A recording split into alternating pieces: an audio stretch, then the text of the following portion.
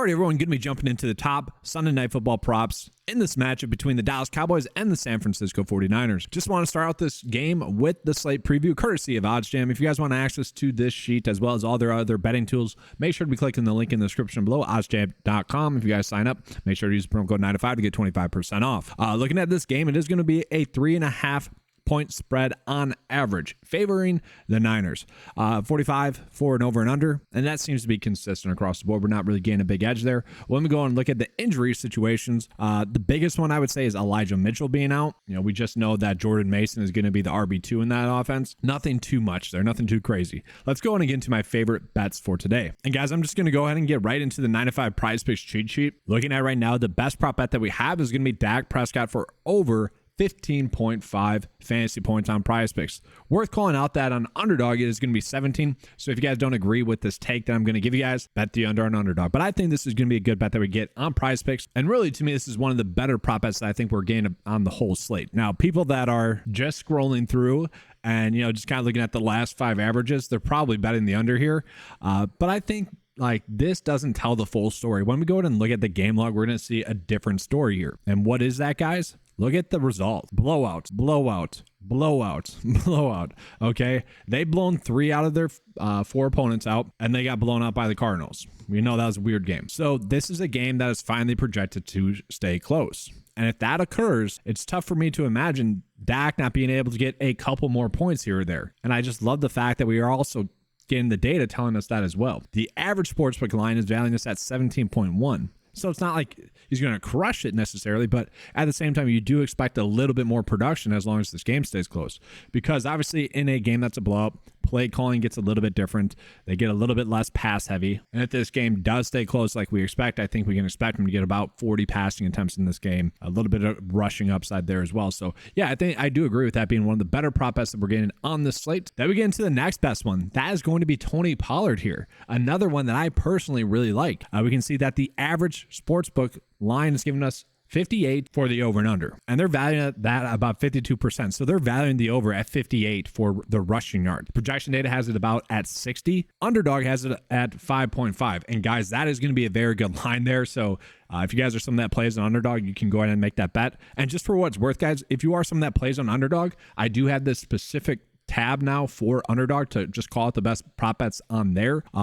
That's going to be available for anyone that is a 9 to 5 member. If you're not a member, guys, the access to those tools available for just $10 a month. Get you access to a bunch of other tools, PGA, DFS tools, fantasy golf tools, other sports, MLB we got in there, WNBA, college football. NBA is going to be starting up here shortly, and then also NFL DFS tools. So make sure to be taking advantage of that. But really, for the same reasons that I like the Dak Prescott prop, I'm going to like this one as well. We look at Tony Pollard's game log here. It's going to essentially be the same story. Now, they have rushed the football with him a little bit more, and he has gotten the over at this low number 3 out of 4 games. Last week, they didn't really need him to get that much. And we look at 2 things here. We look at the snap counts. They were low last week. I would say that is more due to 2 things. One being the fact that they didn't need him to get that many snaps. They probably do want to limit his workload slightly. Like we look at the game that was probably their closest game. He played in 86.7% of the snap. If this game stays close, I expect closer to that. But the second reason would be that in a game that is a blowout, you can get these other guys the football, like Deuce Vaughn, like Rico Dowdle. Those 2 have looked pretty impressive rushing the football. And so you don't need to use Tony Pollard in that way. And it is worth calling out that, yes, this is going to be the toughest matchup on paper in terms of rushing yards. They don't give up that many rushing yards, but let's look at why as well. Look at who the Niners have played. Arizona, James Conner actually looked good doing that. Arizona got a little bit behind, so they weren't able to rush the football once again. We think that this game is going to stay closer, or Vegas does, so that's the way I'm kind of betting. And yes, that can backfire, guys. We saw that on Thursday Night Football, making a lot of bets based off of how Vegas thinks the game is going to go. More times than not, we're going to be correct doing that, and that is the approach here. We want to be correct more times than not. We're going to be profitable in the long term when we do that. We might have some slight misses like Thursday Night Football when the game does not go the way that we expected. More times than not, it's going to. And honestly, with higher caliber teams like the Dallas Cowboys and Niners, the variance is a little bit more reduced. You get those 2 mid to bad teams with the Commanders and with the Bears. It's not too shocking. They're just not a consistent team. these two are going to be closer to that. But looking at the teams that they went against, James Conner had a good day rushing. You got Saquon Barkley / Matt Breida against the Giants, obviously with Barkley being banged up in that game. You don't expect that much rushing yards there. You had the Rams. Kyren Williams has looked impressive. That game was a little bit more of a shootout, though. And then Pittsburgh, like Najee Harris and Jaylen Warren, they haven't been able to rush the football that much. So it does make sense why teams have not been able to rush the football against them. This is by far going to be their most difficult matchup. So to me, I see this as we are getting 2 really good bets thus far.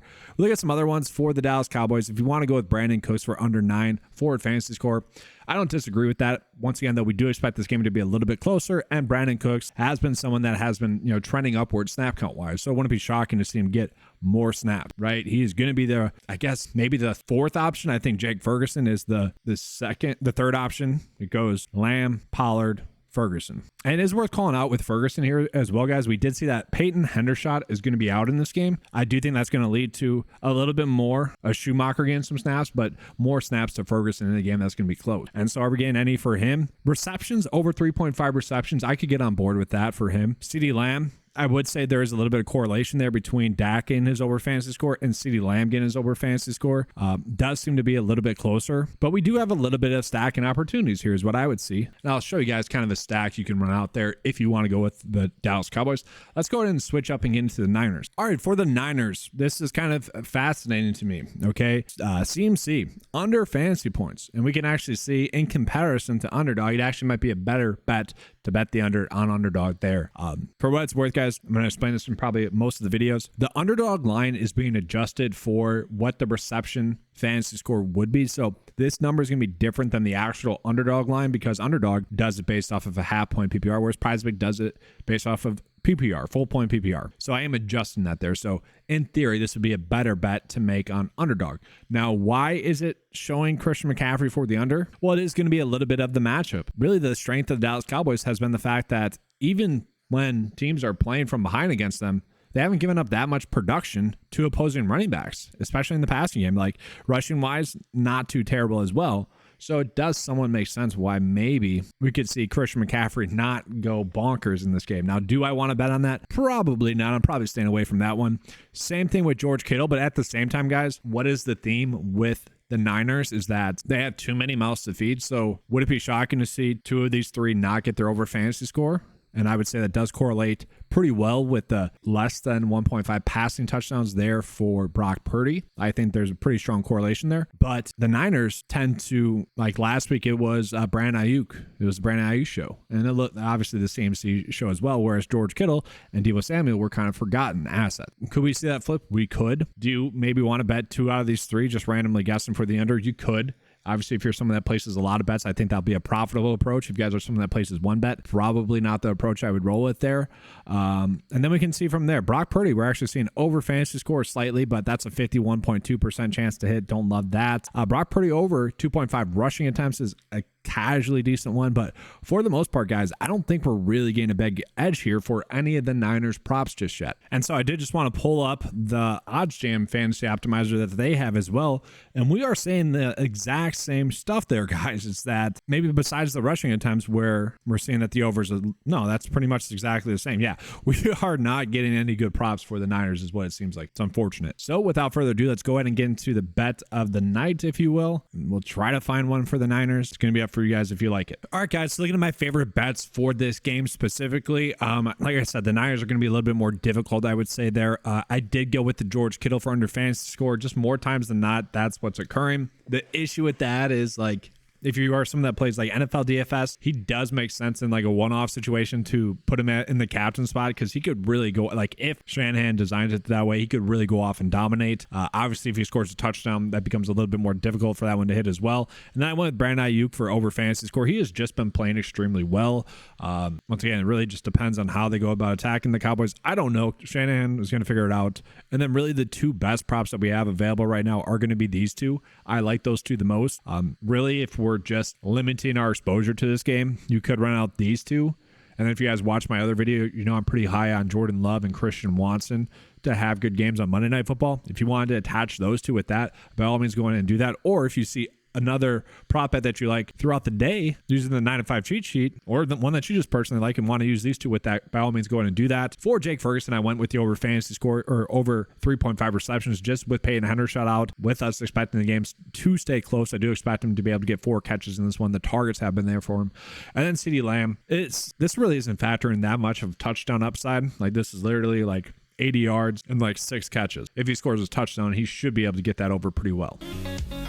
That's going to be all for this video. Hopefully you guys enjoyed the coverage. If you guys want access to that 9 to 5 cheat sheet, make sure to be clicking the link in the description below, 9to5sports.com. It is available for just $10 a month. Gives you access to a bunch of other fantasy tools as well. If you guys want access to that ODDSJAM sheet as well, make sure to be clicking the link in the description below. Use the promo code 9to5 to get 25% off. That's all for today's video. Good luck tonight, and as always, let's keep cashing.